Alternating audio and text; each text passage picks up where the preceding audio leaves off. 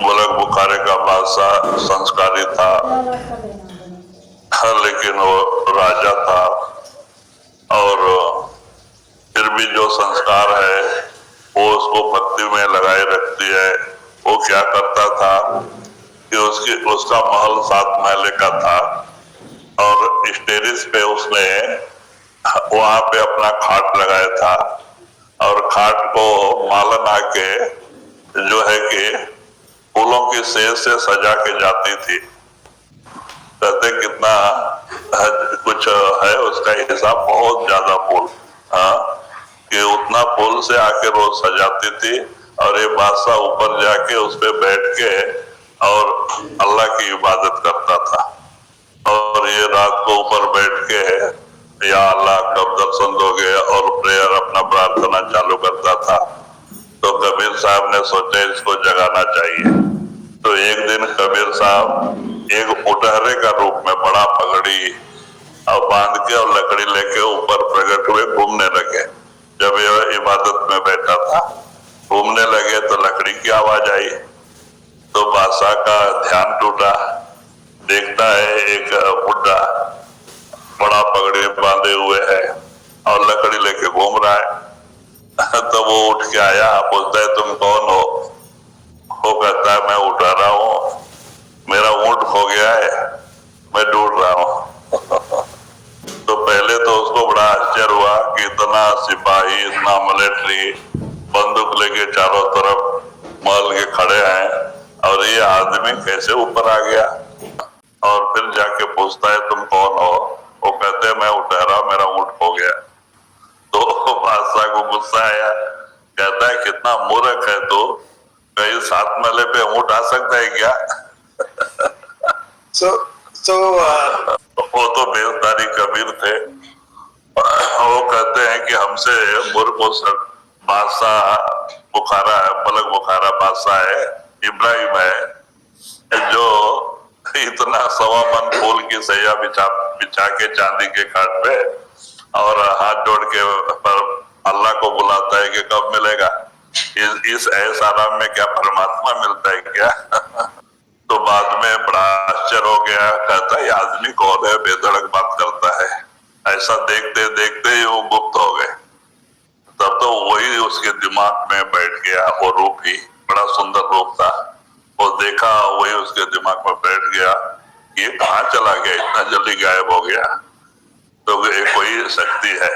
तो बाद में उसको रात भर नींद नहीं आया, वही सोचते रहा और सवेरे उठ के गया, सभा में बैठा 10:30 11 बजे और सभा में हाजिर हुआ। सभा चल रहा है, बहुत सारे कुछ राजा महाराजा, कुछ मिनिस्टर, सेनापति सब बैठे हैं, सभा चल रहा है। इतने में देखता है बादशाह कि एक आदमी बेधड़क अंदर चला आ रहा है और वैसा ही पगड़ी बांध के वही आदमी और आके राजा के सिंहासन के राजा के सामने खड़ा हो गया। राजा को बड़ा आश्चर्य हुआ कि रात को भी आया, अभी भी आया है, इसका क्या? इतना लोग पहरेदार है, इसको कोई रोका ही नहीं, गेट में भी कोई रोका नहीं, एकदम निधड़क अंदर आ गया। तो बोलता आप कौन हो और कहां से आए हो? So Kabir came straight right up to the king and तो बोलते मैं एक राही हूँ, मैं चल चल के थक गया हूँ, ये एक धर्मशाला है, मैं भी थोड़ा आराम करने के लिए इसमें आया हूँ। तो बादशाह बोलता बड़ा अजब आदमी है, अरे ये शहंशाह का दरबार है और ये राजमहल है, ये कोई ये सराय थोड़ी है, आराम करने को आया है। राही पूछता है अच्छा महाराज बताओ, आपके पहले यहाँ कौन था? हमारे पिताजी। उनके पहले उनके पिताजी। हाँ, उनके पहले उनके पिताजी। तो बोलते वो लोग कहाँ गए? वो गए हम है। तो जहाँ आना जाना लगा है वो धर्मशाला में, तो क्या है? तब तो उसके दिल में लग गया, ओहो ये बात सच करता है, तभी भी सच कहा, अब भी सच करता है। और तुरंत उसको वैराग पैदा हो गया, संस्कारी आत्मा थी और उसके अंदर ज्ञानोदय हो गया और तुरंत उसने अपना काबी जो है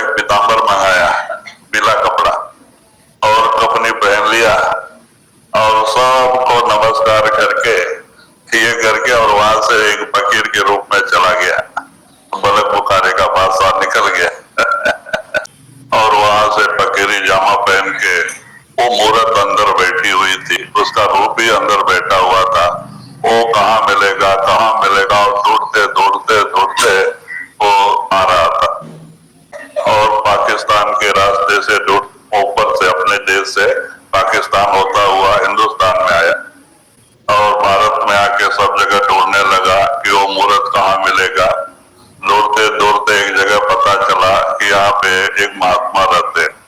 तो बाद में वो अंदर गया, कबीर साहब कपड़ा बुन रहे थे, देखा तो समझ गया कि यही मूर्त आई थी उधर और जाके उनके चरणों में नमस्कार किया।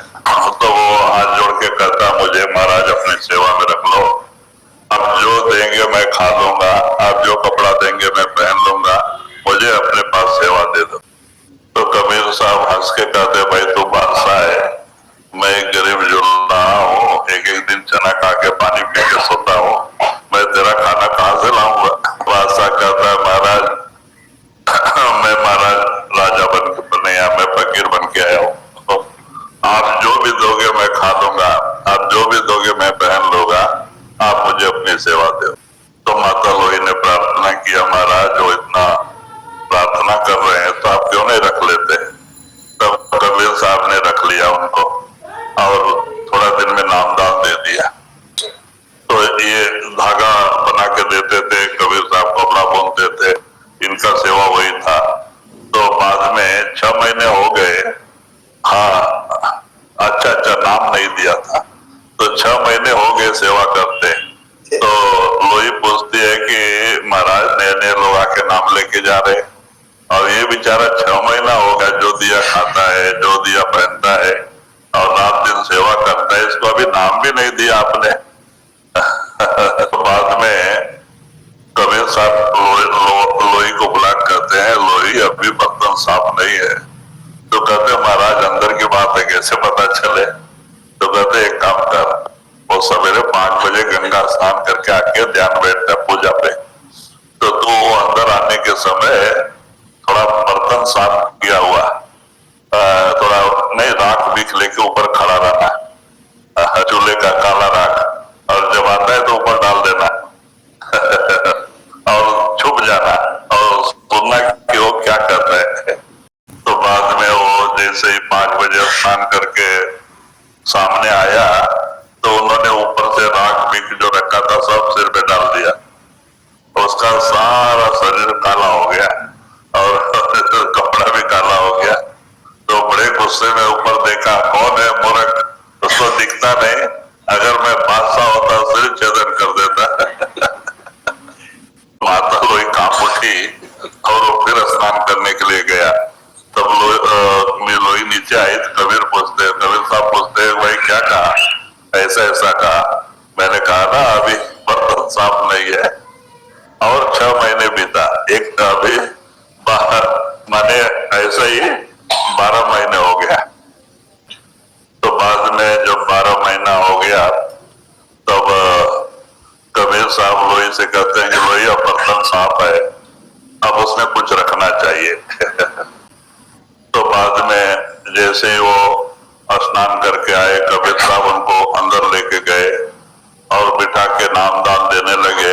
जैसे जैसे नाम देते गए उनकी रूह चढ़ाई करते गई और जब सतनाम कहा तो सतलोक सचखंड पहुंच गई और वो संत महात्मा हो गए। तो कबीर साहब ने उनसे कहा कि भाई अब तुम्हें जो चीज चाहिए था मिल गया, अब जाओ अपना राज्य करते हुए प्रजा को जागृत करो, सत्संग करो, प्रजा को जागृत करो। बोलता नहीं महाराज, अब मुझे वो राज लेके क्या करना है, आपने जो राज दिया वही काफी है। कबीर साहब कहते भाई जाओ, बहुत दिन हो गए, परिवार से मिलके तो आओ। तब वो एक फकीर के रूप में पुराना एक गुदड़ी लेके और उसको सीते सीते सीते सीते जाते हैं और जाते हैं उनके राजमहल के बगल में नदी बहती थी जहाँ वो घूमने के लिए आते थे और उधर ही जाके बैठे। तो वहीं बैठ के अपने पुरानी जो बेडशीट थी उसको सीते सीते बैठे थे। इतने में वो मंत्री जो राजा बना था वो अपना रथ लेके आया, वो भी उधर ही आके बैठता था। तो मंत्री आने के समय दूर से देखता है तो बोलता है तो बादशाह जैसा नजर आता है।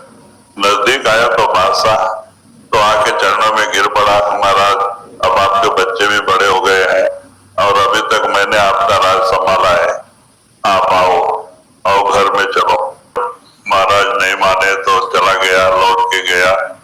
उनके परिवार के लोगों से बता दिया।